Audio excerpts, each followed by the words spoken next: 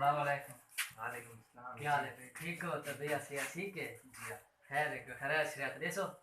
किवें आया वे आजकल हालात तो आपको पता है। बा कोनी डावी ना कुछ नहीं थी ना को डावी दी को फ्रेश शरीयत देसो चाहता मैं शामी बाला चाह माफ कर यार माफ कर तो आपको पता है तुसा किदू आ वेंदे अगे सारे हालात दे दे पे यार घर ते दा 12 बंदे हैं मैं एक लुगा बंदा की मैं मनांगा कैसे कह नहीं दी हर पे कमाया की अल्लाह हाथ पैर निकल सा कमाओ लाके मैं के 700 रुपए दिहाड़ी है मैं कैसे पूरी करे सा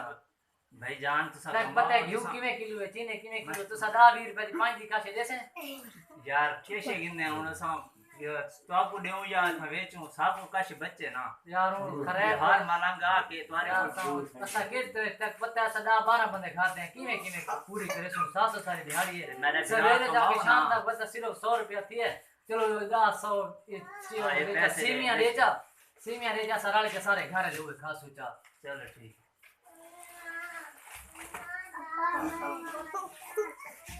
कितनी ना कर दो मेहरबानी मैं पैसे